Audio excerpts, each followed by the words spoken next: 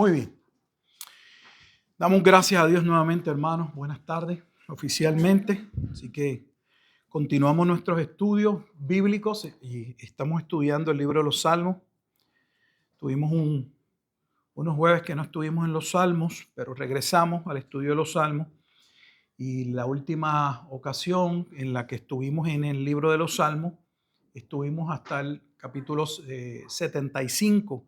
Así que hoy vamos a cubrir el Salmo número 76. Lo que vamos a hacer es que vamos a leerlo, oramos e iniciamos con la exposición del mismo. Muy bien.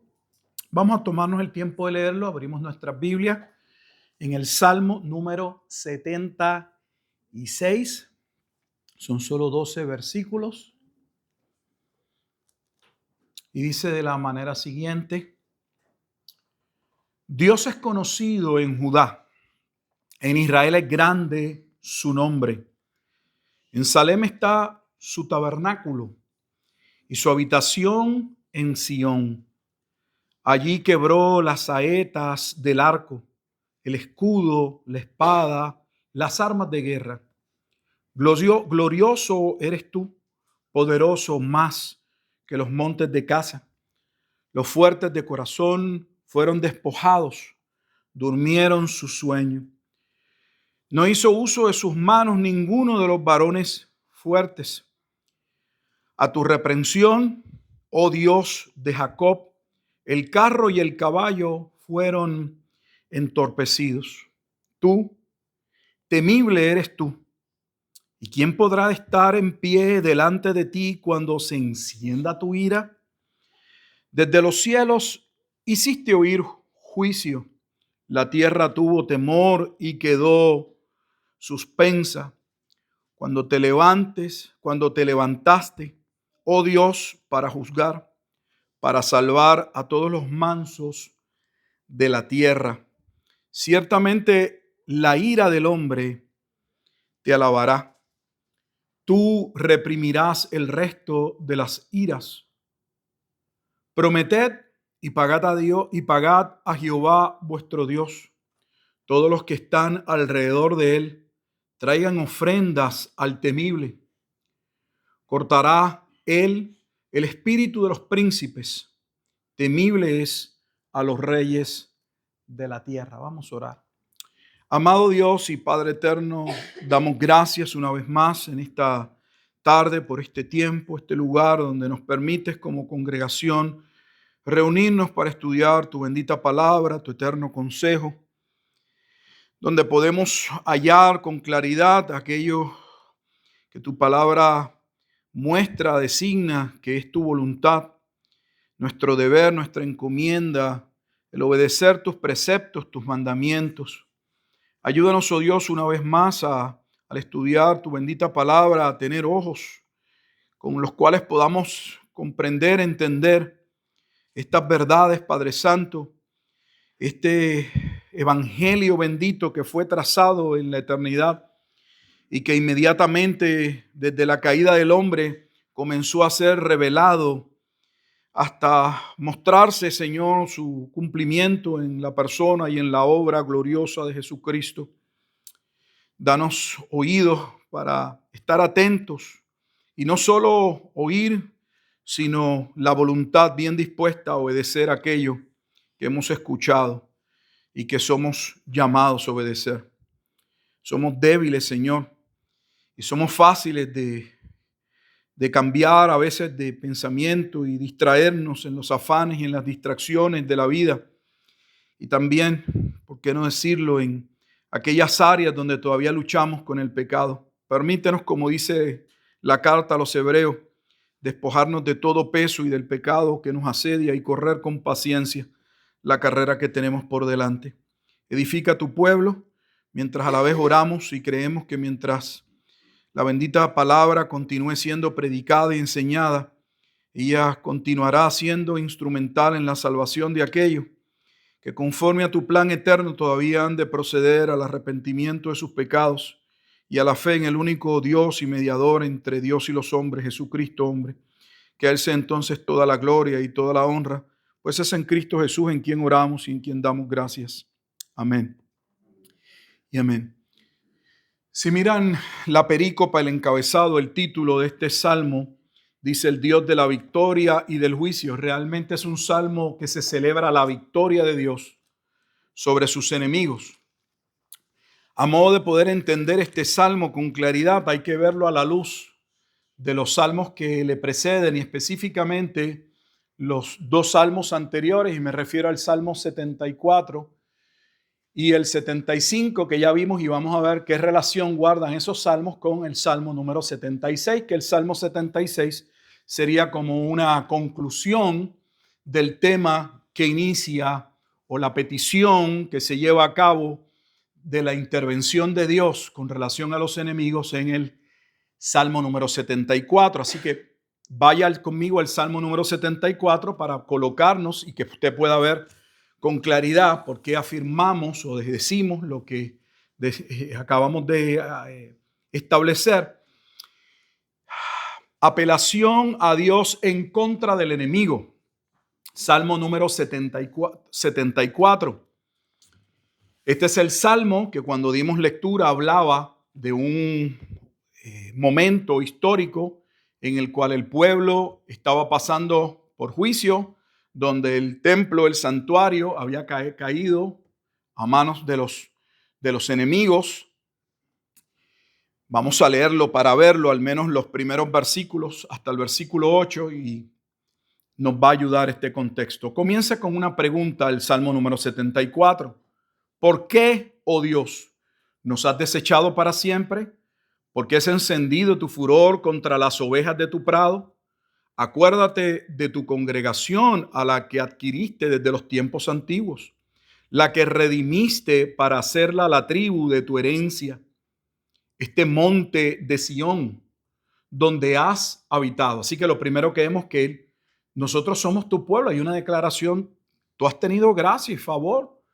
Tú mismo nos redimiste. Y aquí el cuadro de la redención en el contexto es el cuadro de la salida del pueblo de Egipto. Dice el versículo 3, dirige tus pasos a los asolamientos eternos, a todo el mal que el enemigo ha hecho en el santuario. Tus enemigos vociferan en medio de tus asambleas, han puesto sus divisas por señales.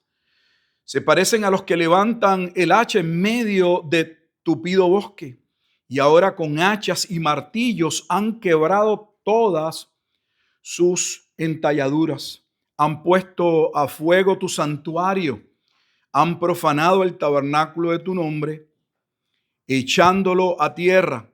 Así que estos primeros versículos muestran que el pueblo se encuentra en una situación donde reconocen que Dios se ha apartado, la ira de Dios debe estar sobre ellos. Dios ha permitido que los enemigos los venzan, y eso es parte de las maldiciones que aparecen tanto en el libro de Levítico, capítulo 26, como en Deuteronomio, específicamente en el capítulo 28. Dios le dijo al pueblo de Israel que mientras ellos se mantuviesen guardando, preservando todo lo que Él les había dicho, podían esperar bendiciones. Y la bendición mayor de todas las bendiciones, que era la razón por la que eran bendecidos, era que ellos contaban con el favor de Dios, la presencia de Dios. Dios iba a entregar a aquellas naciones que iban a conquistar, porque Dios mismo pelearía, Él iría delante de ellos. Sin embargo, les advirtió que si ellos se alejaban, se tornaban atrás, colocaban su mirada en otros dioses, Él los iba a entregar a sus enemigos. Así que lo que estamos viendo es una clara respuesta al abandono, a la idolatría del pueblo con relación a lo que Dios les ha dado. Y también hablamos, solo para que puedas recordar, que existe un debate y no hay un consenso con relación al momento en el que sucede este evento. ¿Por qué razón? Porque hay solo dos momentos en la historia donde el templo fue destruido, el templo que construyó Salomón. La primera vez es en el año 586, algunos lo llevan hasta el año 587, que es la destrucción del primer templo, cuando Judá queda a manos del imperio babilónico. Y la segunda ocasión es la ocasión del año 70, la situación que ocurre en el año 66 y que desemboca en la destrucción del segundo templo en el año 70. Pero cuando continuamos leyendo el momento de la destrucción, que podría ser cualquiera de esos dos momentos, sabemos que no puede ser el momento del primer templo. ¿Y por qué razón? Porque ellos van a continuar diciendo, y lo voy a leer para que lo pueda usted ver, evidenciarlo, que no habían profetas, que se habían quedado sin personas que hablasen de parte de Dios, lo que no sucedió con la destrucción del primer templo. De hecho, antes de la destrucción del primer templo y después de la destrucción del templo, Dios mantuvo la voz profética. Jeremías, cuando lo estudiamos, Jeremías habló de los 70 años de cautiverio y del momento en que Judá sería cautivo. Habló de la liberación. Jeremías profetizó, Ezequiel profetizó. Hay diferentes profetas antes y después, donde no hay ya más voz profética, es para la destrucción del segundo templo. ¿Por qué?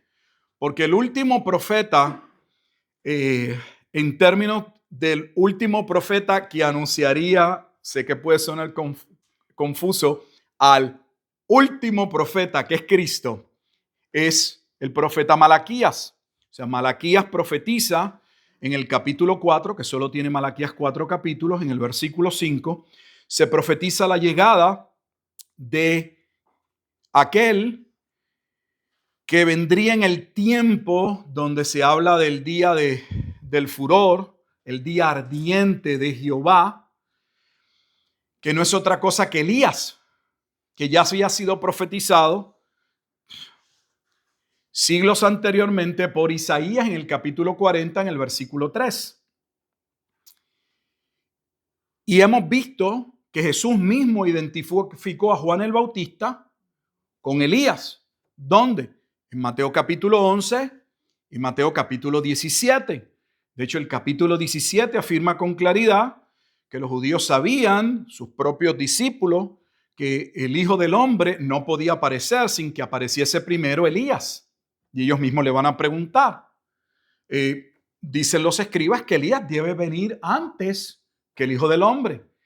Y Jesús le va a decir es que Elías ya vino. Y va a identificar a Elías con Juan el Bautista. Eso está en Mateo capítulo 17. Y los propios discípulos van a reconocer que hablaba de Elías. Eso es el momento, eso es parte de lo que sucede luego que Jesús sale del monte de la transfiguración. Cuando baja, está con esos tres discípulos, baja, se encuentra con aquella situación, aquella petición de aquel padre de familia que estaba pidiendo la intervención por la situación de su hijo. Y Jesús va a revelar lo que va a revelar cuando va a bajar y le va a decir, no le digan a nadie que el Hijo del Hombre va a resucitar. Y ya Jesús les ha dicho que el Hijo del Hombre es Él y que Él va a resucitar. Y ahí es que ellos le dicen, pero ¿cómo puede dárselo del Hijo del Hombre sin Elías?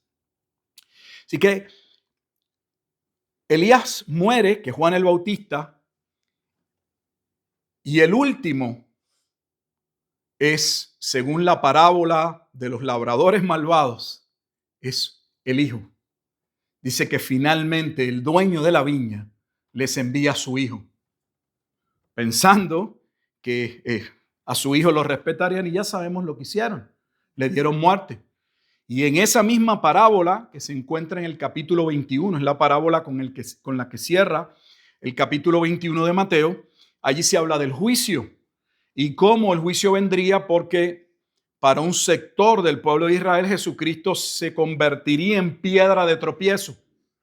En vez de ser piedra preciosa, piedra de salvación, como se establece en Primera de Pedro, en el capítulo 2, que Cristo sería tanto piedra de bendición, piedra de salvación, pero también piedra de tropiezos para los que pasarían por el juicio.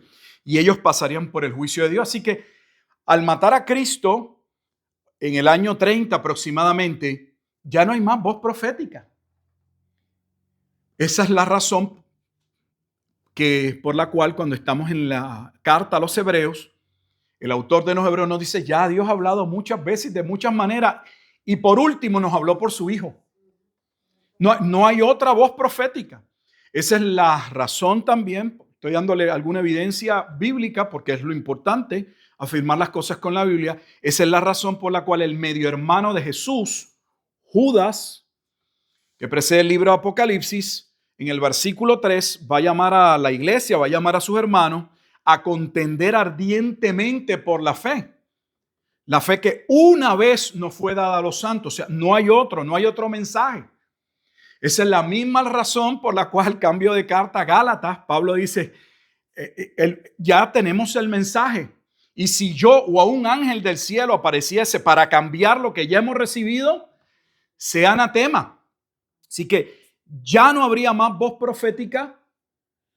Si ellos querían escuchar la voz de Dios, tenían que regresar y escuchar lo que ya Dios había hablado. Así que el contexto, digo todo esto porque el contexto que cae en el Salmo número 74 del juicio que ocurre contra los enemigos es el juicio que ocurre en el tiempo de la destrucción del segundo templo. Y que dicho sea de paso es la profecía de base de las demás profecías. Es el cántico profético de Moisés, donde allí se revela que el pueblo se convertiría en enemigo de Dios porque lo provocarían a ira. Y también vemos que el Nuevo Testamento utiliza Deuteronomio 32 para hablar del endurecimiento de Israel y la salvación de los gentiles, como Pablo hace en Romanos 10 al 11. Así que ese es el contexto. El primer pueblo que sería juzgado sería el pueblo de Israel. ¿Y por qué sería el pueblo de Israel? Y esto es algo que no se entiende. La mayoría de los cristianos en los comentarios bíblicos y los pastores, cuando hablan del juicio, en su mayoría, a no ser que sean dispensacionales pretribulacionales de la doctrina del rapto, van a postergar o van a dejar el momento del juicio hasta la segunda venida de Jesucristo, como parte del acontecimiento o los acontecimientos que suceden. En otras palabras, viendo el juicio como el juicio entre el gran trono blanco. Pero la Escritura habla de un juicio contra la ciudad de Jerusalén, que nosotros hemos estudiado. Jesús estuvo hablando específicamente en esa última semana todo el tiempo de aquel juicio que vendría contra aquella generación adúltera, perversa, una generación que eran como víboras. Todo ese vocabulario es de Deuteronomio capítulo 32 del cántico profético de Moisés. Así que no era el juicio del fin del mundo. Varios otros autores que a veces no son reconocidos como que hablaron de este juicio, anunciaron la cercanía del juicio. Uno de ellos fue el autor de la epístola a los Hebreos. Vaya conmigo a la epístola a los Hebreos. Y quiero que vea nuevamente la relación del juicio que anuncia la escatología en la carta a los Hebreos. De hecho, estoy fascinado porque volví a leer Hebreos y cuando leí Hebreos esta última vez, me percaté de detalles. Siempre uno va viendo cosas. La escritura es algo que es maravilloso. Usted cree que ya usted entiende. Y no es que no entiende, es que se añaden cosas que continúan aclarando o afirmando, si usted llegó a una correcta interpretación, lo que usted creía. Por ejemplo, le voy a dar un detalle sin salirme porque tiene que ver con parte del cántico profético de Moisés. Si usted abre su Biblia en Hebreos, en el capítulo 1, que de hecho ya cité que este es uno de los libros que claramente afirma Dios habiendo hablado muchas veces y de muchas maneras. Así inicia el versículo 1. En otro tiempo a los padres por los profetas. Versículo 2, en los postreros días. En esos postreros días son los mismos postreros días que en Deuteronomio 31, antes de entrar al cántico profético, dice que aquel juicio sucedería ¿cuándo? En los postreros días o en los postreros tiempos. O sea que el tiempo es el mismo. En estos postreros días nos ha hablado por el Hijo, a quien constituyó heredero de todo. Y cuando se va a hablar de la superioridad del Hijo, el Hijo por encima de todas las cosas, y va a iniciar por encima de los ángeles, el primer tema, Cristo por encima de los ángeles, para separarlo de los ángeles, colocarlo como un ser que no forma parte de la creación de los ángeles, está por encima de los ángeles. hace la siguiente afirmación en el versículo 6. Dice, y otra vez, cuando introduce al primogénito en el mundo, dice, adórenle todos los ángeles de Dios. Esa expresión que está ligada a que Jesús es Dios y lo que se está estableciendo que aún en los ángeles que solo adoran a Dios, ningún ángel jamás va a adorar a un hombre. Lo que tenemos en la Escritura es momentos como en la carta o el libro de Apocalipsis, por citar uno, que hombres ante la presencia de un ángel se postraron, como pasa en Apocalipsis, y el ángel dice, no, yo soy un consiervo, no, adora a Dios. Los ángeles solo adoran a Dios, jamás adorarían a un hombre. Sin embargo, a este que es llamado hijo, Dios le pide a los ángeles que le adoren. La cita viene de Deuteronomio 32:43. Sin embargo, si tiene su Biblia y tiene la referencia, vea que no solo dice Deuteronomio 32, versículo 43, sino que entre paréntesis dice GR. No sé si se habían percatado, pocas veces lo hace. Eso significa, no hay que hacer el ejercicio, lo puede hacer posterior, que si usted va a su Biblia en el Antiguo Testamento y la abriera ahora mismo en Deuteronomio 32:43, esa porción no aparece.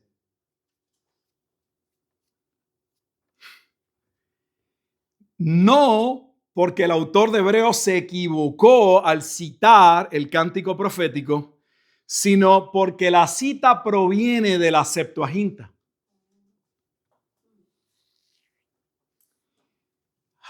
Hay un tema que llevo un tiempo estudiando, todavía no les voy a hablar al respecto, pero no es un tema el que yo conociese con toda honestidad. Yo soy un discípulo como usted. Aquí nadie se gradúa del discipulado. Somos discípulos de por vida, así que discípulo es un aprendiz que va aprendiendo.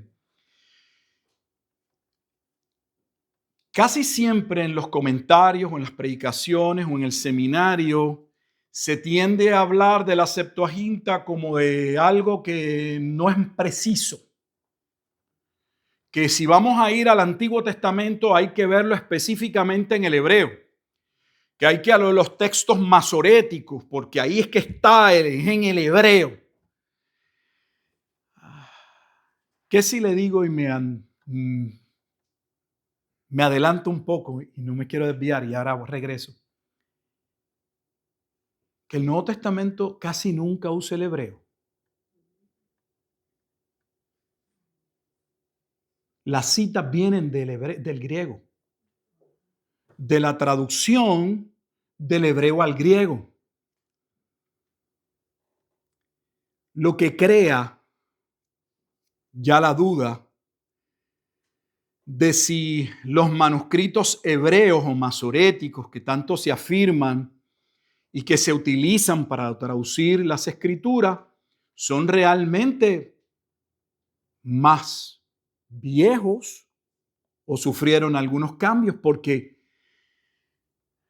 sería un poco difícil para que entiendan lo que voy a afirmar, y aquí termino, que el Espíritu de Dios pusiese a estos hombres a citar el Antiguo Testamento y a utilizar una versión que tiene errores. El Antiguo Testamento fue traducido del hebreo al griego por hebreos. Quiero que lo entiendan. Fue un grupo selecto de eruditos en hebreo, más de 70, casi siempre se le pone la Septuaginta porque trabajaron unos 70, un poco más, se le coloca 70 por esa razón. Pero el punto es, le dejo eso ahí, después les comento, sigo estudiando, que esa porción para afirmar la deidad del Hijo proviene del cántico profético de Moisés, y lo que no me había percatado es cuántas veces dentro de la carta o la epístola a los hebreos se usa el cántico profético de Moisés. Me había percatado de que en unas 9 ocasiones, sean citas, alusiones o alusiones. Es la carta que más se refiere al Salmo 110. Pero no solo al Salmo 110, sino al cántico profético de Moisés. Esta carta tiene ciertas advertencias desde que inicia. De hecho, la primera advertencia inicia en el capítulo 2. Si Dios nos ha hablado por el Hijo, cuidado con no atender la voz del Hijo. Porque si Dios pasó por juicio a aquellos que no escucharon cuando Dios habló por medio de hombre, imagínense no poner atención cuando Dios habla por medio de su propio Hijo, es de muerte. Esta carta está todo el tiempo llamando la atención o advirtiendo acerca de un juicio. Y ese juicio es el cántico profético de Moisés. ¿Dónde lo podemos ver? Hebreos capítulo 10.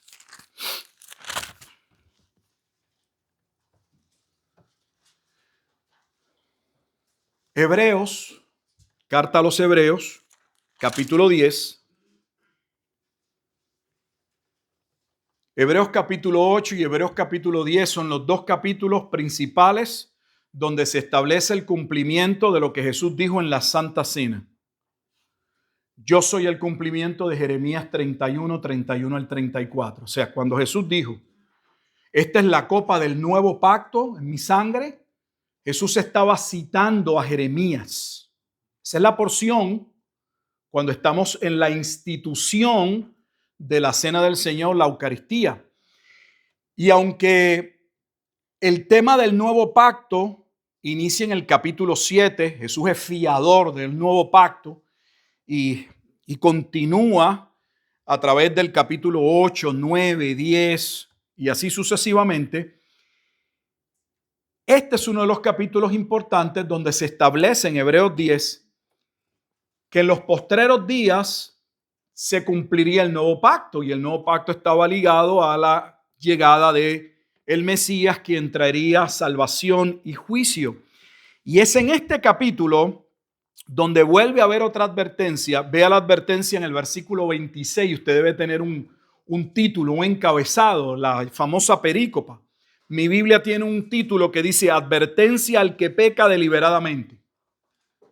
Pero aquí el que peca deliberadamente no es al que el cristiano, no es una advertencia de que la advertencia no es, porque usted pudiera pensar por el título, que Dios me puede castigar por si caigo en algún pecado. Aquí no es un pecado específico en términos de que el creyente pueda ser tentado y caer en alguna. Aquí el pecado es apartarse de Cristo.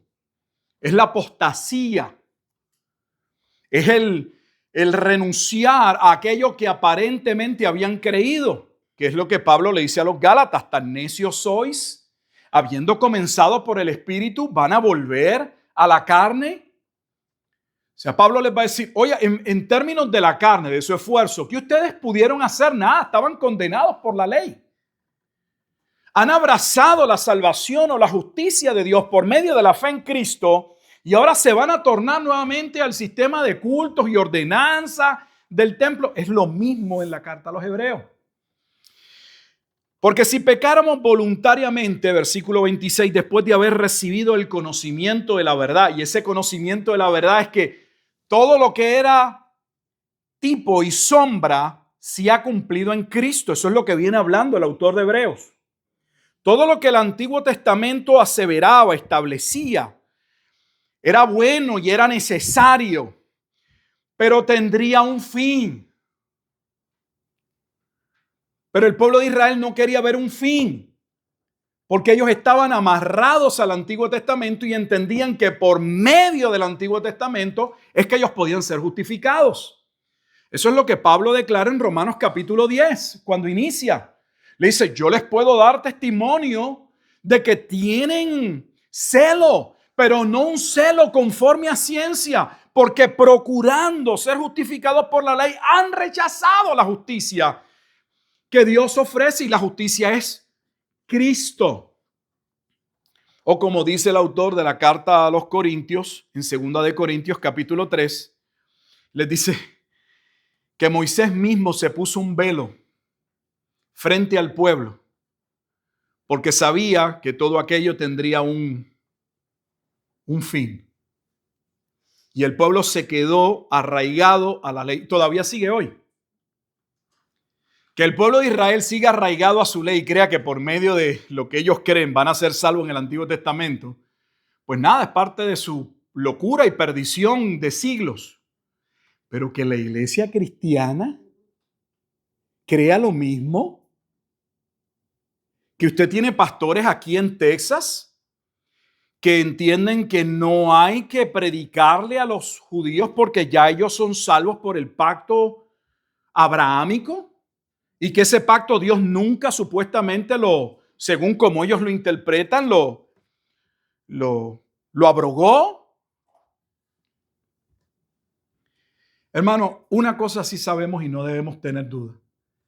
Solamente en Cristo hay salvación. Judío o gentil que ha de ser salvo es en Cristo. Entonces, ¿cómo es posible que por un lado afirmemos que sin Cristo no hay salvación y a la misma vez y contradictoriamente, porque ni cuenta se dan algunos, afirman no hay que evangelizarlos? Ellos están bajo el pacto de la ley.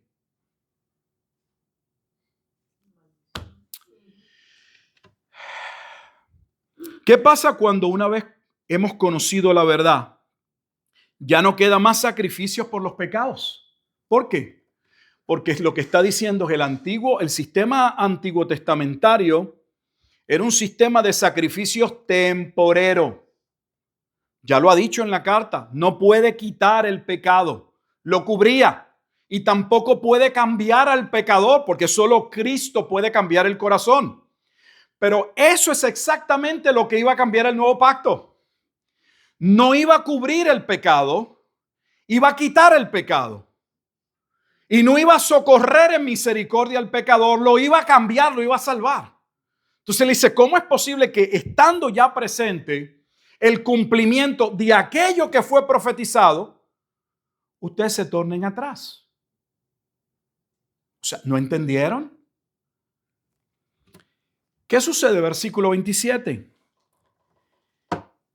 El que se vuelve atrás dice, sino una horrenda expectación de juicio. Vea cómo describe. Una horrenda expectación de juicio y de hervor de fuego que ha de devorar a los adversarios. ¿Usted cree que nos hemos desviado? No, los adversarios son los enemigos. Salmos 74, 75 y 76. El Salmo 74 inicia con una petición. Dios, pasa juicio sobre los enemigos. El Salmo 75 va a establecer que hay un tiempo oportuno para el juicio. Y el Salmo 76, el que nos compete esta noche o el que estamos estudiando, va a declarar, Dios triunfa sobre sus enemigos. O sea, se lleva a cabo y se cumplen los decretos de Dios. Pero ¿por qué hacemos este énfasis con relación al pueblo? Porque el primer enemigo que sería destruido y puesto a juicio era el propio pueblo de Israel. Y que muchas personas no lo saben, no se les ha enseñado. Lo vamos a ver. El que viola, ahora dice la ley de Moisés, versículo 28. Por el testimonio de 2 o de 3 testigos muere irremisiblemente. Irremisiblemente, o sea, dice, el propio sistema antiguo establecía un juicio de muerte sobre aquellos que violan lo que la ley dice. Y ahora dice, ¿por qué dice eso? ¿Cuánto mayor castigo pensáis que merecerá el que pisoteare al Hijo de Dios? O sea, el nuevo pacto. Y tuviere por inmunda la sangre del pacto, porque de eso se está hablando. Si usted mira los versículos 14 al 18, vea que está hablando de Jeremías 31. Cristo es el nuevo pacto. Y ya se ha establecido en el versículo 18, donde hay remisión, o sea, donde hay perdón de los pecados, no hay más que ofrenda. O sea, no hay otra, Dios no tiene otra forma. La forma que Dios decretó, que Dios predestinó para salvar al pueblo que iba a salvar era por medio de Cristo. Pero como Cristo no sería manifestado inmediatamente en cuanto a la carne al principio de la era de los hombres, sino anunciado. Por eso es que Gálatas dice que Cristo vino cuando llegó el cumplimiento de los tiempos. En el momento en que Dios había precisado que su Hijo irrumpiría, entraría, se manifestaría en la tierra, en ese momento Cristo apareció. Mientras tanto, todo lo que tuvimos fue el anuncio del Evangelio. Desde Génesis 3:15. Donde sobre la base de ese anuncio, que es la base de la salvación, que es la simiente, el Mesías, el ungido, el Cristo, todos los que creyeron por gracia han sido salvos. Eso dice la Escritura. Entonces, si el Antiguo Testamento demandaba la muerte de los que rechazan lo que Dios dice, el autor de Hebreos le dice, ¿cuánto más creen ustedes que le va a suceder a aquellos que desprecian al que ha cumplido el nuevo pacto? En la cual fue santificado e hicieren afrenta al Espíritu de gracia. ¿Por qué al Espíritu de gracia? Porque en la salvación, en la doctrina y la soteriología, los que son salvos por la obra del Espíritu Santo. Esa es la razón por la cual Esteban, en parte de lo que él habla antes de morir, le dice, ustedes siempre están encontrados, luchan, no aceptan. El mensaje de Dios no entra en su corazón. Ustedes rechazan el mensaje del Espíritu. Y ahora dice, escuche bien. Voy a leerlo una vez más. Ahora voy al 30 y dice, pues conocemos al que dijo, mía es la venganza. Esta venganza es sobre los enemigos. Conocemos, escuche bien, conocemos. Con la palabra conocemos, ya uno debe preguntarse, bueno, ¿y cómo lo conocen? ¿Fue algo que dijo Jesús o fue algo que estaba en el Antiguo Testamento? Pues sí, es una cita del Antiguo Testamento. Mire lo que dice, pues conocemos al que dijo, mía es la venganza, yo daré el pago, dice el Señor. Y otra vez, el Señor juzgará. Escuche bien, ¿a quién? No habla del mundo, a su pueblo. Eso que usted está leyendo ahí dice exactamente que proviene de Deuteronomio 32, versículos 35 al 36. Es el día de la venganza. Es el día de la retribución. Vaya conmigo a Deuteronomio 32. Este ejercicio lo hemos hecho muchas veces. Deuteronomio 32. Solo esos dos versículos.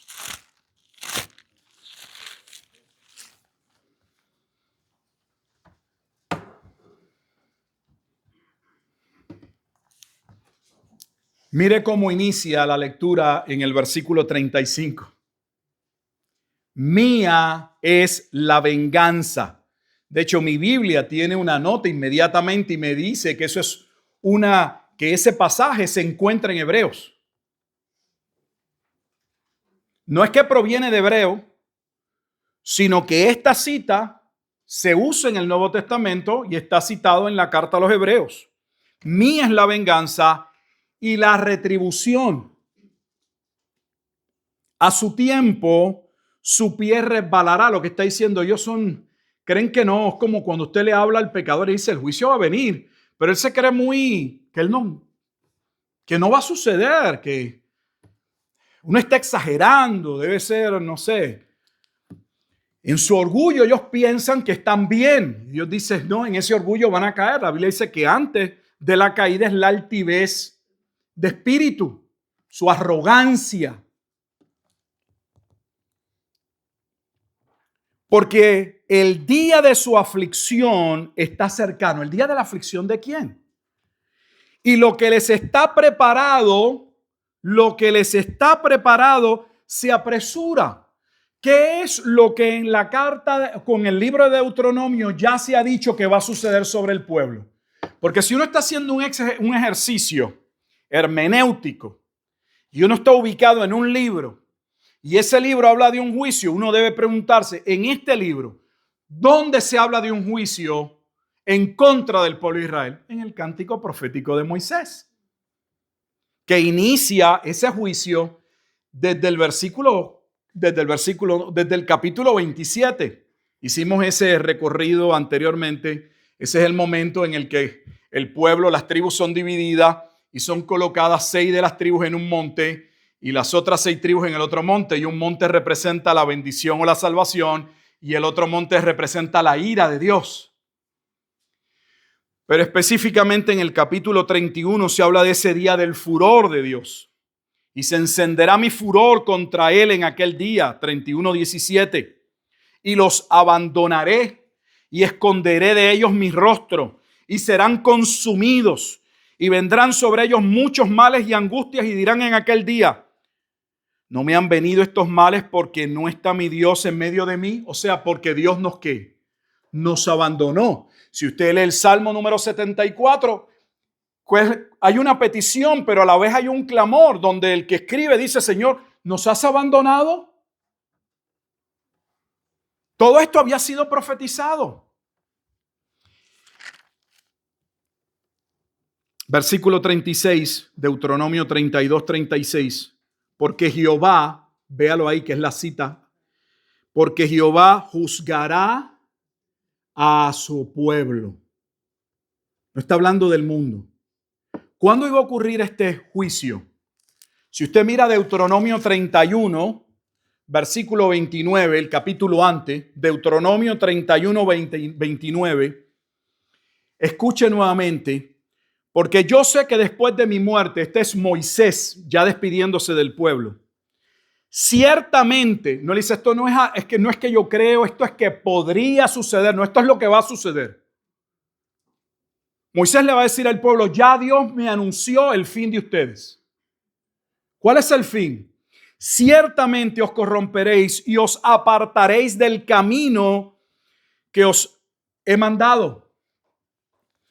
Y que os ha de venir mal, ¿cómo inicia? En los postreros días. Y le pregunto, ¿esos son los mismos postreros días con los que inicia Hebreo?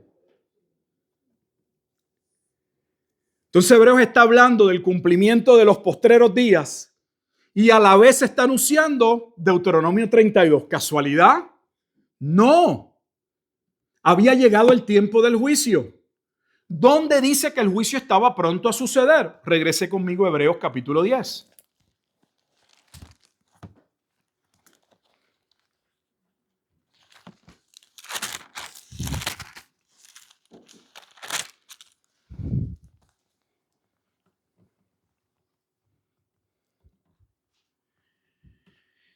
El versículo 31, leímos el versículo 30, que ese es el que nos llevó a Deuteronomio 32, 35 y 36.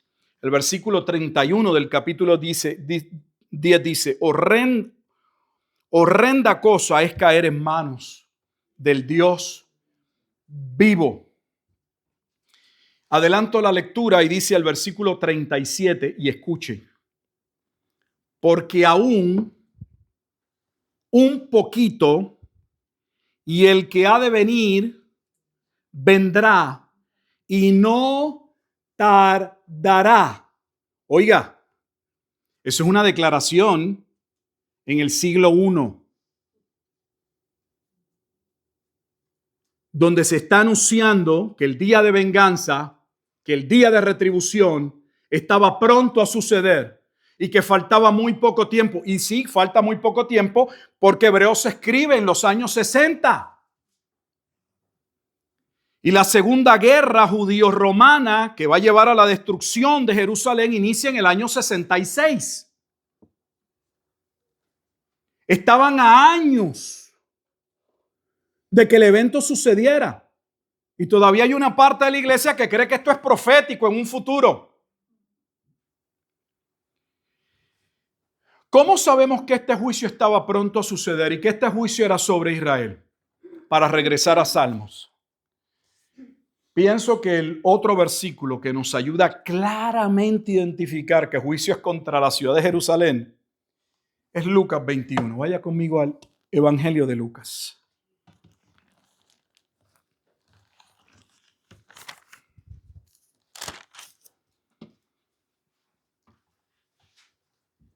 Yo espero que ustedes vean que todo esto repaso, todo esto lo hemos hecho en múltiples ocasiones. Solo que sé que en ocasiones es información nueva. A veces desaprender no es fácil, porque no es que llegamos con una mente vacía, ya tenemos conceptos, doctrinas que hemos aprendido, y de momento recibimos un mensaje nuevo y nuestra mente empieza, pero esto no es lo que no fue lo que me enseñaron. Yo le voy a mostrar por qué vamos a Lucas 21. Lucas 21, si ustedes miran el título o la perícopa que está frente o el encabezado del versículo 5, dice: Jesús predice la destrucción del templo. ¿Por qué lo llevo a la perícopa? Porque ya ahí nos dice de qué va a hablar. Lucas 21 es paralelo a Mateo 24 y a Marcos capítulo 13. ¿Dónde sabemos que eso que yo les estoy diciendo es correcto? Si pueden ver tanto en la perícopa que inicia, que está arriba del versículo 5, como la perícopa que está sobre el versículo 7, miren a ver cuáles son los dos evangelios que narran. Cuando en la perícopa, ahí en el título, usted tiene esos versículos, no es una referencia específica a un pasaje allá. Lo que le está diciendo es que hay un pasaje paralelo que toca esa misma porción, ese mismo evento. Y lo que nos está diciendo, lo que estamos viendo es que Lucas 21 es ver Mateo 24 o es ver lo mismo referente a Marcos 13. ¿Y qué es Mateo 24? El juicio contra Jerusalén. El que muchos dispensacionalistas entienden que va a suceder en la segunda venida de Jesucristo. Pero aquí no está hablando de la segunda venida de Jesucristo, y vamos a ver que es un juicio que estaba por suceder. Ya habiendo puesto ese contexto, adelantemos al versículo 20. Pero cuando viereis a Jerusalén rodeada de ejércitos, sabed entonces que su destrucción ha llegado. Está anunciando la destrucción. Pero lea, no está hablando de la destrucción del mundo, está hablando de la destrucción de Jerusalén. ¿Por qué está hablando de la destrucción de Jerusalén? Porque va a ver que Lucas dice que la destrucción de Jerusalén es el cumplimiento del cántico profético, es el día de retribución de Jehová, que es Deuteronomio 32-35. La misma porción que en Hebreos capítulo 10 dice que está pronto a suceder. He aquí en un poquito y el que ha de venir vendrá y no tardará. Entonces los que estén en Judea huyan a los montes. Este ejercicio lo hemos hecho el día de la destrucción o el día del fin. ¿Hay algún lugar donde algún impío, usted o yo, podamos escapar? Pues entonces, fíjense, perdonen que les repita esto, pero es que, ¿cómo uno puede leer aquí que es el fin del mundo? Jesús es tan torpe, perdonen, de decirle a las personas que salgan de Jerusalén y saliendo de Jerusalén pueden escapar del día de la destrucción. Si es el fin del mundo, obviamente no. Pero si Jesús sabe que lo que está por suceder era el juicio anunciado que vendría con la llegada del Mesías en los postreros días, el juicio contra la ciudad de Jerusalén por el rechazo al Mesías y por haberle dado muerte al Mesías, entonces sí, tiene todo sentido que Jesús les diga: el epicentro de ese juicio es la ciudad de Jerusalén. Cuando ustedes vean que el conflicto romano-judío inicia, es tiempo de huir. Eso no es lo que les había dicho en Mateo 24. Cuando vean que llegue el momento de la abominación de desolación, los que estén en Judea huyan a los montes. Porque está hablando del mismo tema. Huyan a los montes. Y los que estén en medio de ella, váyanse. O sea, escapen. Y los que estén en los campos, o sea, si alguien está trabajando o estaba en algún viaje, no entres a la ciudad. Olvídate de la casa, olvídate de las pertenencias, no entres a la ciudad. ¿Por qué? En el fin del mundo, ¿qué propósito cumpliría esto si es el fin del mundo? La razón por la que hago este ejercicio, y lo he hecho en muchas ocasiones, porque nosotros leemos a veces, yo le llamo a los papagayos, sin pensar en lo que estamos leyendo. Porque si nos deteniéramos, si nos paramos y nos detenemos a pensar en lo que estamos leyendo, es obvio que lo que se está diciendo no concuerda con un escenario del fin de todas las cosas. Porque claramente está hablando de que hay la posibilidad de escapar. Pero observe que el escape no es al cielo. No le está diciendo, viene el fin, pero ustedes estén tranquilos, pues ustedes van a volar a las nubes. Eso no es lo que está diciendo. Viene un juicio y la saben con anticipación. Cuando el conflicto con los romanos llegue, hay que huir. De hecho, la historia dice que la iglesia huyó. Eso es parte de la historia. Mire el versículo 22. Porque estos son días de retribución. De retribución, pero eso no es lo que anunciaba el día de la venganza y de la retribución de Jehová sobre su pueblo. Son días de retribución para que se cumplan todas las cosas. Observe que no habla de una sola. ¿Por qué no habla de una sola? Porque el cántico profético es la doctrina o es el pasaje de Génesis de origen de la profecía. Pero Oseas también habló de este juicio en el capítulo 9. El profeta Oseas. Para que se cumplan todas las cosas que están escritas. Que están escritas con relación a ¿qué? Con la destrucción del templo, porque eso es lo que está hablando del momento en que Jerusalén será destruida.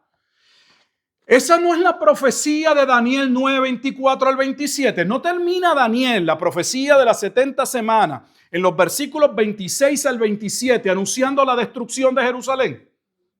Entonces hay múltiples pasajes en el Antiguo Testamento que anunciaban el juicio no del mundo, el juicio que vendría contra Jerusalén. Y ya van a ver por qué, ya voy cerrando.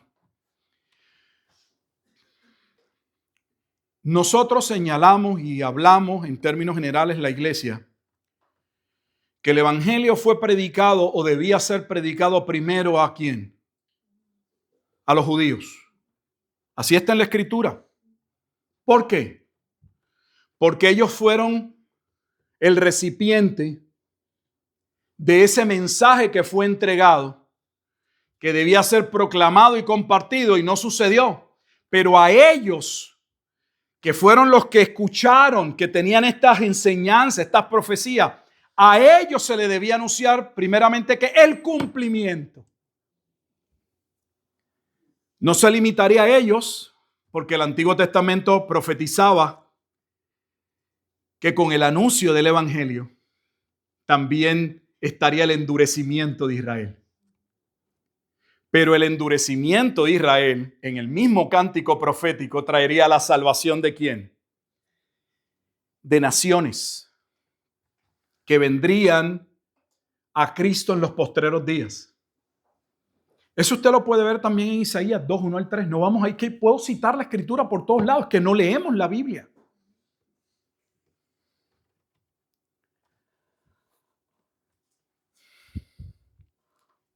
Así que este juicio no es el juicio final. Es el juicio contra la ciudad de Jerusalén. Míralo en el versículo 24, está creo que clarísimo.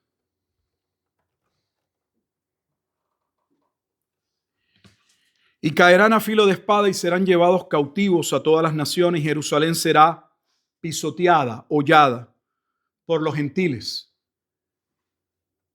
Si este es el fin del mundo, es el fin del mundo, y quien es destruido, o la ciudad que es destruida es Jerusalén, y quienes van a vencer son los gentiles. Piensen.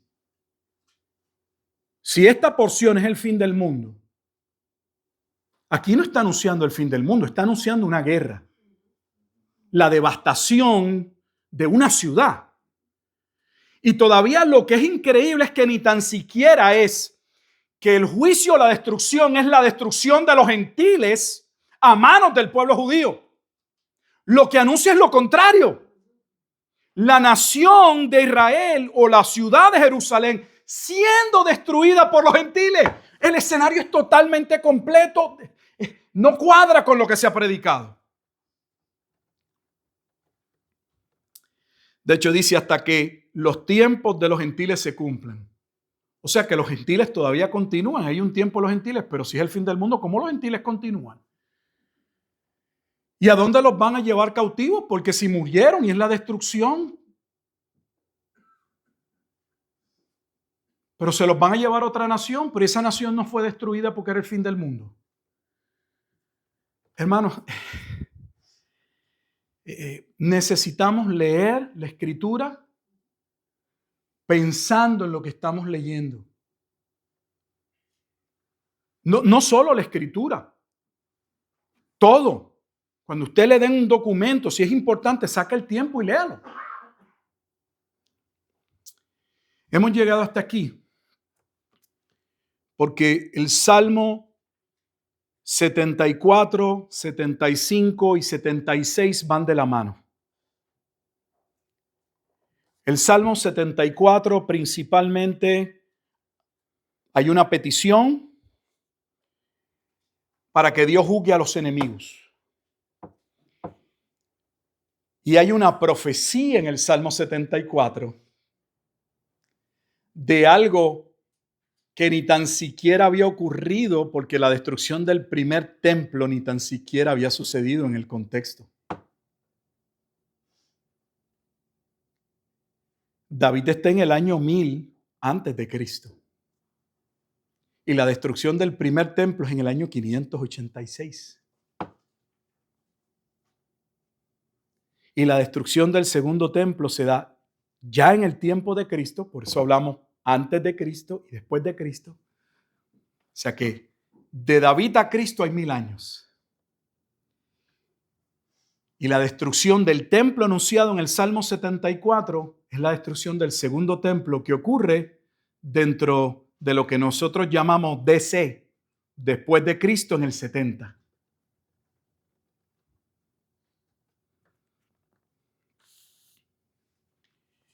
¿Por qué? Israel había violado el pacto, habían recibido la palabra de Dios, habían menospreciado el evangelio, habían menospreciado al Hijo, lo condenaron a muerte. El Nuevo Testamento dice que la ira de Dios vendría sobre ellos. Ya eso había sido testificado en el Antiguo Testamento.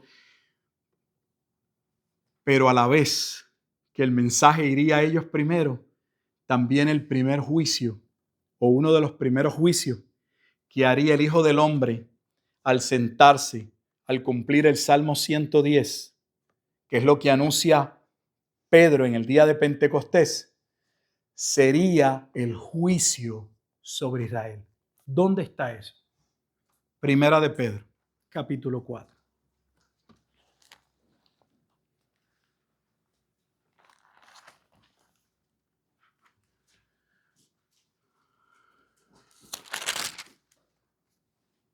Primera de Pedro, capítulo 4.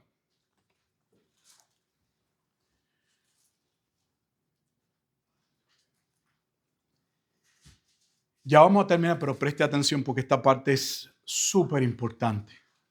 Súper importante. Si se entiende esta parte, se puede entender la segunda carta de Pedro, que por muchos no es entendida, especialmente lo que dice en el capítulo 3, segunda de Pedro capítulo 3. Porque segunda de Pedro capítulo 3 cita Isaías capítulo 65 y 66, o sea, el cielo nuevo y la tierra nueva. Y lo plantea como algo, no que va a pasar en un futuro, como algo que sería una realidad en su tiempo. En primera de Pedro capítulo 4, para tomar un poco de contexto, los cristianos están siendo perseguidos. De hecho, desde que inicia el primer capítulo, le habla a quién? Le habla a los expatriados, a aquellos que están en la dispersión, en el Ponto, en Galacia, Capadocia, Asia y Bitinia. Así inicia primera de Pedro capítulo 1. ¿Por qué inicia de esa manera? Preste atención porque tiene que ver con la historia. Antes del juicio de Jerusalén, que inicia con un evento que sucede en el año 66. Los judíos van a querer ir a adorar una sinagoga. Se les va a impedir el acceso a la sinagoga y van a comenzar unas luchas que posteriormente, buscando ellos que el imperio romano actuara a favor de ellos y se les permitiera la entrada y todo lo que debía suceder, Floro, que vendría a ser el Pilato de su tiempo, que eran hombres que no les importaba, eran hombres sanguinarios, eran hombres que estaban puestos en ciertos lugares específicos donde había pueblo que tenía la tendencia a sublevarse, a rebelarse. Por eso Pilato está allí. Pilato era un sanguinario. Pilato estaba allí para no permitir que nadie se levantara contra Roma. Dios no ponía guarniciones ni hombres como Pilato en todo lugar, pero lo tenían allí con el pueblo de Israel porque era un pueblo dado a rebelarse. Pero en este tiempo hay un hombre que se llama Floro y ellos le van hasta poner dinero y todo para tratar que él lo favorezca.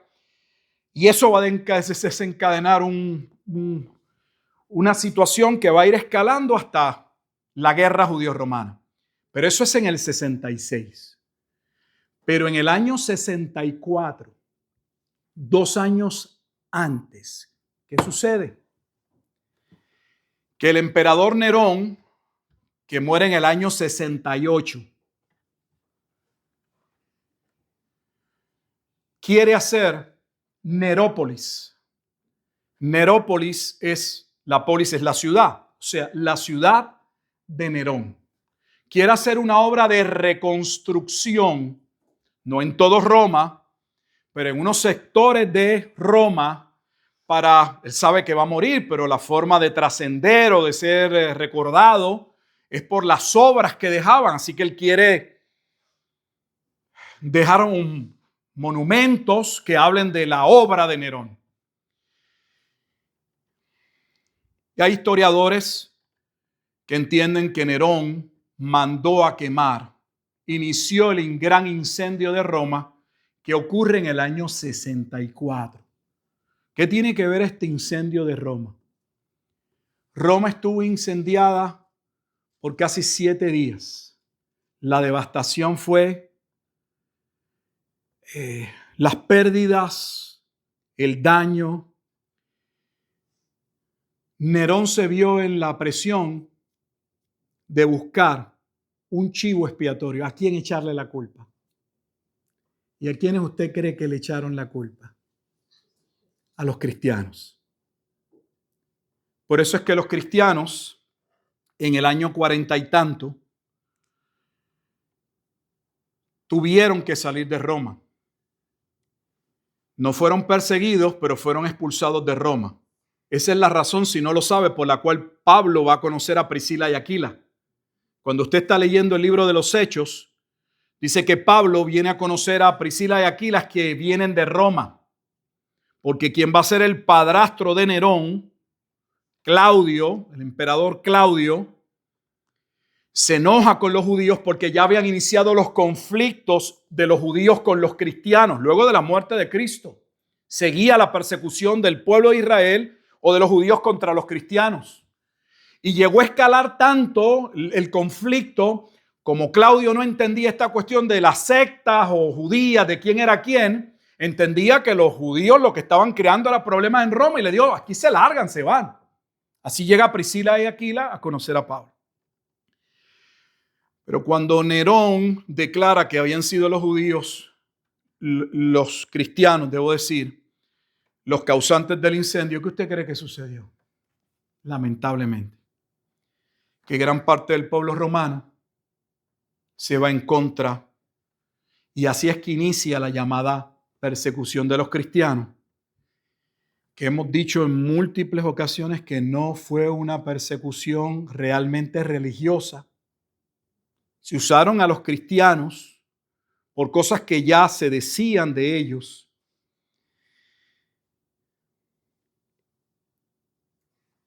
Esa es la persecución que está en el contexto de Primera de Pedro.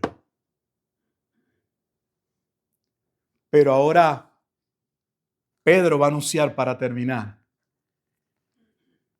que aguanten, han sido salvos, tienen una herencia mayor desde el capítulo 1, y además el pueblo que los persigue va a ser juzgado. ¿Dónde lo dice? Yo nunca había visto a Pedro como una carta escatológica. Se lo voy a mostrar. Voy a iniciar la lectura en el versículo 12. Escuche la lectura hasta el versículo 17. Amados, no sorprendáis del fuego de prueba que os ha sobrevenido como si alguna cosa extraña os aconteciese, sino gozaos por cuanto sois participantes de los padecimientos de Cristo, porque Cristo ya había hablado de esto, para que también en la revelación de su gloria os gocéis con gran alegría. Si sois vituperados por el nombre de Cristo, sois bienaventurados, porque el glorioso Espíritu de Dios reposa sobre vosotros. Ciertamente de parte de ellos, Él es blasfemado, pero por vosotros es glorificado. Así que ninguno de vosotros padezca como homicida o ladrón o malhechor o por entremeterse en lo ajeno, porque se empezó a condenar a los cristianos o a señalar de múltiples cosas.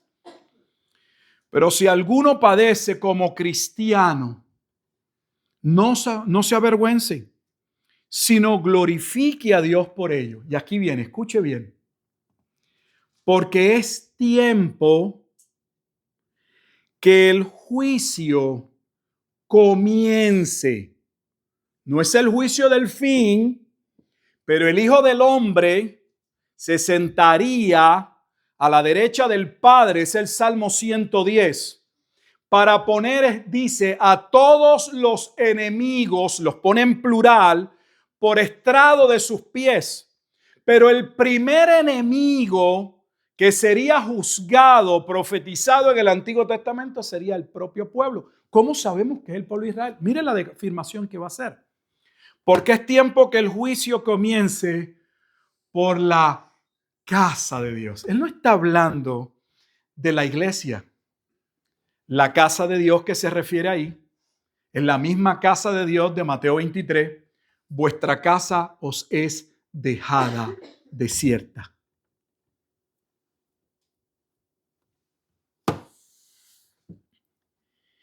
Y si primero comienza por nosotros, ¿cuál será el fin de aquellos que no obedecen al evangelio? Fíjese que inicia, si Dios ha de juzgar al propio pueblo de Israel, ¿cómo creen los demás que escaparán del juicio de Dios? Nuestro problema es que no es el concepto que hemos aprendido de juicio como cristianos, todo lo hemos centrado en un juicio al fin. Al punto de que a veces no podemos ver la ira de Dios en este momento. Y la Biblia habla de la ira de Dios en este momento.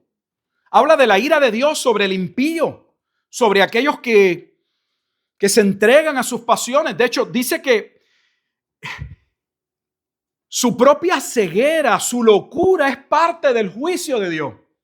Pero no lo vemos porque hemos sido diseñados en nuestra mente que el juicio no ocurre sino hasta el fin. Y no podemos ver los juicios de Dios que se van dando antes de ese gran juicio, donde ahí es el juicio del juicio, donde todos los muertos serán resucitados y de ahí nadie escapará. De ahí en adelante, todos los que ya han sido juzgados, pero no han sido lanzados al lago de fuego, serán echados al lago de fuego. Eso es Apocalipsis capítulo 20. Pero ese es el juicio final. Pero Deuteronomio 32 no está hablando del juicio final. Está hablando del juicio contra Jerusalén. Y el Salmo 74 inicia anunciando el juicio contra Jerusalén. Juicio que según el Salmo 75, y aquí solo resumo y ya voy a orar para terminar. El Salmo 75 dice: gracias te damos, oh Dios, gracias te damos, pues cercano está tu nombre a los hombres, cuentan tus maravillas. Al tiempo que señalaré, yo juzgaré rectamente, porque la petición de juicio está en el Salmo número 74. Y usted pensará, bueno, pues el juicio debe ser sobre los gentiles. El juicio de Israel no sucede por causa de los gentiles. Dios usa a los gentiles como instrumento de castigo, pero la razón del juicio es el propio pecado de Israel. Pero eso no significa, ya lo hemos visto en la historia, Dios usando un pueblo gentil, pagano, impío, para castigar al pueblo y luego juzgando al pueblo. No lo hizo con el reino del norte. No juzgó a las tribus del norte con el imperio asirio. ¿Y quiénes destrozaron al imperio asirio? Babilonia. ¿Y a quién usó Dios para destruir o castigar al pueblo del sur? Las tribus del sur. A Benjamín y a Judá. A Babilonia. ¿Y qué hizo Dios posterior con Babilonia? Los castiga y los pone en manos de los persas. El patrón bíblico señala que Dios utilizó en momentos determinados personas que ni tan siquiera eran parte de su pueblo para castigar al pueblo. Y ese juicio no era el juicio del fin. Ni tampoco señalaba que los que Dios estaba usando no eran culpables y no serían juzgados, porque por lo general con la misma profecía que se anuncia el juicio contra Judá, se anuncia el juicio posterior contra la nación que Dios utiliza para castigar a su pueblo. Y lo mismo estamos en el Salmo 74. Se está anunciando la devastación del santuario que vendría. Dios señala en el Salmo 75 que Él tiene un tiempo señalado para juzgar rectamente. Ningún infato o impío, como se establece en el capítulo 75, quedará libre del juicio de Dios. Porque Dios es el juez, versículo 7, más Dios es el juez y Él humilla. ¿Y qué entonces aborda o concluye el Salmo 76? Con que Dios inicia su juicio con el pueblo de Israel, pero finalmente va a poner a todos los impíos o a todos los enemigos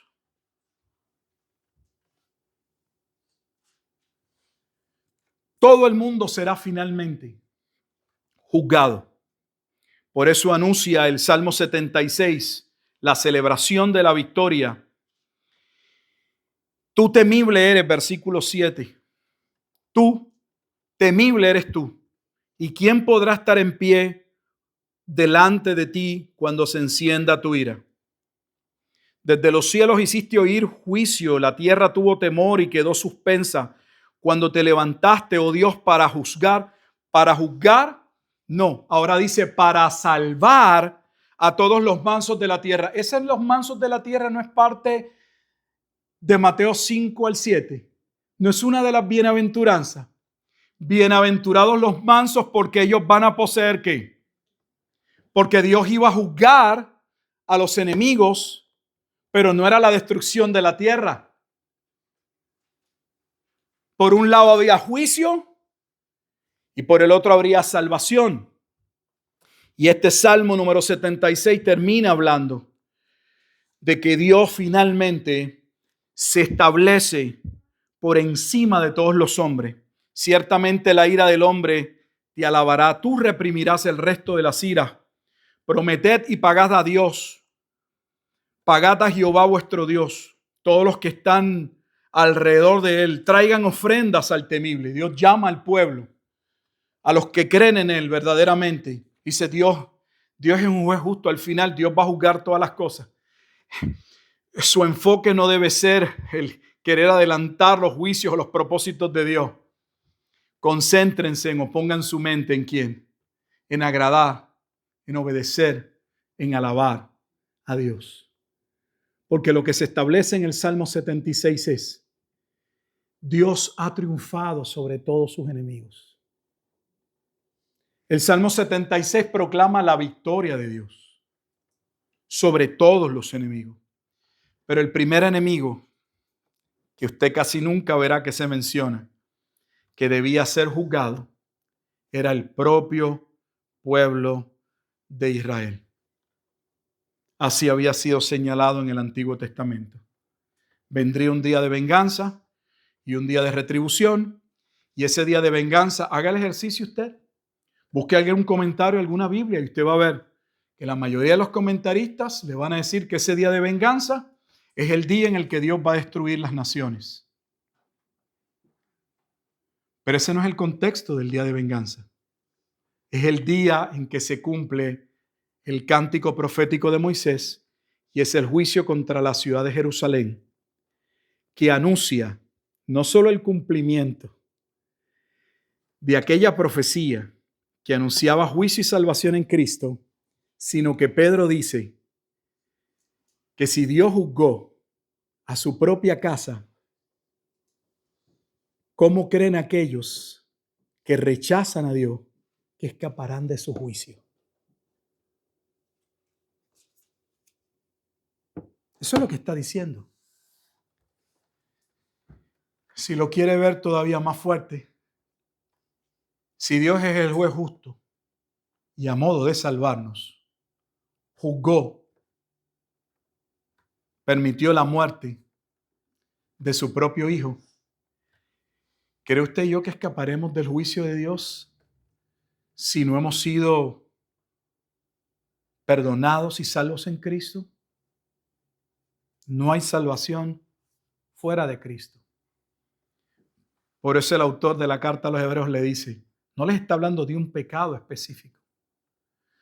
No les está diciendo, si ustedes mañana roban o si ustedes mañana mienten, Dios los va a destruir. Eso no es lo que le está diciendo. Les está diciendo, si ustedes después de haber conocido que Cristo es el cumplimiento de todo lo anunciado en el Antiguo Testamento, es solo en Él que hay perdón. Ustedes se tornan atrás, ya no queda nada para hacer. No hay esperanza, porque la única esperanza del pecador es Cristo. Entonces, si la única esperanza para el pecador es Cristo, la única esperanza de nuestros parientes, nuestros amigos, nuestros vecinos es Cristo. Si usted no les habla de Cristo, no importa lo que usted les diga, usted les está negando el Evangelio. Y Pablo dice, yo soy deudor del Evangelio. Porque aquellos que hemos recibido el Evangelio, lo hemos recibido no solo para creerlo y vivirlo, lo hemos recibido para compartirlo. Y si alguien en la gracia de Dios será llamado a salvación, va a ser llamado por medio de la comunicación del Evangelio. Usted no tiene que ser un predicador. Háblele a su esposo, a su esposa, a sus hijos, a sus parientes, a sus compañeros de trabajo. Hábleles de Cristo. Solo en Cristo hay salvación. Oramos. Bendito Dios y Padre eterno, te alabamos y te damos gracias, porque podemos ver en la Escritura que Dios no es solo alabado por sus actos de misericordia, por la salvación de un remanente, sino que el Salmo 76 honra, alaba a Dios, engrandece a Dios por su juicio. Señor, nosotros tenemos dificultad con la palabra juicio. Hablamos de juicio y hablamos de justicia cuando nos conviene. Cuando de señalar el pecado de otros se trata, hablamos de juicio y de justicia. Pero cuando ese pecado o esa verdad nos expone, quisiéramos solo hablar de misericordia, de compasión. Qué bueno, Dios, es saber que tú eres el juez justo, que gobiernas todas las cosas y que de antemano declaras tu victoria. Vivimos en ocasiones con temores sobre la vida, sobre lo que pueda suceder, sobre el mañana. Y la realidad es que tú nunca has perdido una batalla. ¿Cómo es posible que no entendamos que ya en Cristo tú has obtenido para tu pueblo la victoria? Permítenos, oh Dios, entender lo que tu palabra afirma, como luego veremos en los salmos posteriores, como el 77, donde la única manera de encontrar esperanza en medio de la angustia y del dolor y de la incertidumbre o del reclamo o de la justicia frente al aparente triunfo del mal, es recordar que tú siempre has obrado a favor de tu pueblo. De un pueblo, como bien dice Pablo en Romanos, que tú, oh Dios, Señor, salvaste, preservaste. De un pueblo como en el tiempo de Elías, que tú, oh Dios, has guardado como la niña de tus ojos, como dice el Antiguo Testamento. Ayúdanos, Señor, a poder ver tu victoria y a poder estar tranquilos y seguros, Señor, en medio de las situaciones difíciles que ocurren en el mundo, en nuestra vida, alrededor nuestro, y que muchas veces nos conmueven, nos agitan, hacen que perdamos, Señor, el rumbo, nos desviemos, coloquemos nuestra mirada en otro lugar. Permítenos ver, Señor, que ya tú has triunfado sobre el pecado y sobre los enemigos. Y que por eso, como Jesús dijo, aunque a veces no lo entendamos y no nos veamos de esa manera, somos más que vencedores por medio de aquel que nos amó. Que a Cristo sea la gloria y que sea la honra, pues es en Cristo Jesús en quien oramos y damos gracias. Amén y amén.